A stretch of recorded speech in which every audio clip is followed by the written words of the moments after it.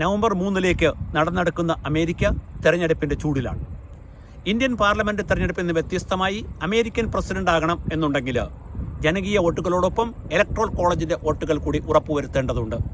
അതുകൊണ്ടാണ് കഴിഞ്ഞ തെരഞ്ഞെടുപ്പിൽ ജനകീയ വോട്ടുകളിൽ ഭൂരിപക്ഷം ലഭിച്ച ഹിലരി ക്ലിന്റൺ അമേരിക്കയുടെ പ്രസിഡന്റ് ആകാതെ പോയതും അതിനു മുമ്പ് ജോർജ് ബുഷ് അമേരിക്കൻ പ്രസിഡന്റ് ആയതും. എന്താണ് ഈ സംവിധാനം? ജനകീയ വോട്ടുകളോടൊപ്പം സംസ്ഥാനങ്ങൾ രൂപം കൊടുക്കുന്ന ഇലക്ട്രൽ കോളേജിൻ്റെ പിന്തുണ കൂടെ ലഭിക്കുന്ന സ്ഥാനാർത്ഥിക്ക് മാത്രമേ അമേരിക്കയുടെ പ്രസിഡന്റ് ആകാൻ കഴിയുകയുള്ളൂ.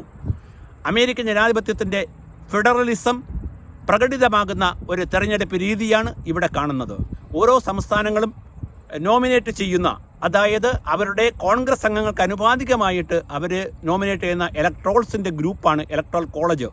ഒരു സംസ്ഥാനത്തിന് മിനിമം 3 അംഗങ്ങളെങ്കിലും അതിൽ ഉണ്ടായിരിക്കണം എന്നും വ്യവസ്ഥയുണ്ട്. അമേരിക്കയിലെ മുഴുവൻ സംസ്ഥാനങ്ങളുടെയും വികാരം പ്രകടിപ്പിക്കുന്ന ഈ സംവിധാനത്തെക്കുറിച്ച് വിവാദങ്ങൾ ഉണ്ടായിട്ടുണ്ട് എങ്കിൽ പോലും അത് തന്നെയാണ് ഇപ്പോഴും തെരഞ്ഞെടുപ്പിനെ നിയന്ത്രിക്കുന്ന നിർണായകമായ ഒരു ഘടകം. ഈ സംസ്ഥാന സർക്കാരുകൾ രൂപം കൊടുക്കുന്ന 538 അംഗങ്ങളിൽ 270 അംഗങ്ങളുടെ വോട്ടുകൾ ലഭിക്കുന്ന ഒരാളിന് മാത്രമേ അമേരിക്കൻ പ്രസിഡന്റ് ആകാൻ കഴിയുകയുള്ളൂ. നിലവിലുള്ള അമേരിക്കൻ പ്രസിഡന്റ് അനുകൂലികളുടെയും അതുപോലെ പ്രതികൂലികളുടെയും സംഘടിതമായ നിര കെട്ടിപ്പടുത്തിരിക്കുന്ന ഈ തെരഞ്ഞെടുപ്പിൽ അമേരിക്കൻ പ്രസിഡന്റ് കസേരയിലേക്ക് എത്തുവാൻ ഇലക്ട്രൽ കോളേജിൻ്റെ വോട്ട് വളരെ നിർണായകമാണ്. അതിനനുസരിച്ചായിരിക്കും അടുത്ത അമേരിക്കൻ പ്രസിഡന്റ് ആയി തിരഞ്ഞെടുക്കപ്പെടുന്നത് ജോ ബൈഡൻ ആണോ അതോ ഡൊണാൾഡ് ട്രംപ് ആണോ എന്ന് തീരുമാനിക്കപ്പെടുന്നത്. ജനം TV ക്ക് വേണ്ടി അമേരിക്കയിലെ ഡിട്രോയിറ്റിൽ നിന്നും സുരേന്ദ്രൻ നായർ.